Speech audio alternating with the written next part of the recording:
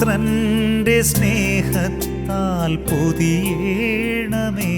മംഗളവാർത്തകളൊക്കെ അത്ര മംഗളമല്ല എന്ന് ഓർമ്മിപ്പിക്കുന്നതാണ് ഇന്നത്തെ ദിവസത്തിൻ്റെ പ്രത്യേകത. കർത്താവിൻ്റെ മംഗളവാർത്ത തിരുനാൾ ഇന്ന് സഭ ആഘോഷിക്കുകയാണ്. ദൂതൻ പരിശുദ്ധ കന്യകാമറിയത്തിന് പ്രത്യക്ഷപ്പെട്ട് നിനക്കൊരു കുഞ്ഞ് ജനിക്കുമെന്ന വാർത്ത അറിയിച്ചു.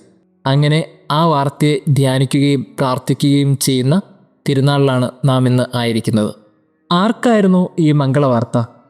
വിവാഹം കഴിക്കുന്നതിന് മുമ്പ് തന്നെ ഒരു കന്യക ഗർഭിണിയായി കാണപ്പെടുക എന്നുള്ളത് അന്ന് മാത്രമല്ല ഇന്നും വലിയൊരു ചോദ്യത്തിൻ്റെയും സംശയങ്ങളുടെയും മുൾമുനയിൽ നിർത്തുന്ന ഒരവസ്ഥയാണ്. പ്രിയമുള്ളവരെ, ദൈവത്തിൻ്റെ വലിയ കാര്യങ്ങളൊക്കെ സംഭവിക്കുന്നത് വലിയ ടെൻഷൻ്റെ ഇടയിലായിരിക്കുമെന്ന വലിയൊരു പ്രൂഫ് കിട്ടുന്നത് നമുക്ക് ഈ മംഗളവാർത്ത തിരുനാളിലാണ്. ദൈവം വലിയ കാര്യങ്ങളൊക്കെ അത്ര എളുപ്പത്തിൽ ചെയ്യില്ല. ചില കാര്യങ്ങളൊക്കെ കോംപ്ലിക്കേറ്റഡ് ആയിട്ടും ടെൻഷൻ്റെ ഇടയിലൊക്കെയാണ് നടക്കുന്നത്. എന്തിനാണ് ഇങ്ങനെയൊക്കെ എന്ന് നമ്മൾ ചിന്തിക്കും. ഈ ചിന്തകൾക്കിടയിൽ ഉത്തരം കണ്ടെത്താതിരിക്കുന്ന പല കാര്യങ്ങൾക്കിടയിലും നമ്മൾ ഓർക്കണം, പലതും നമുക്ക് മംഗളവാർത്തയല്ല.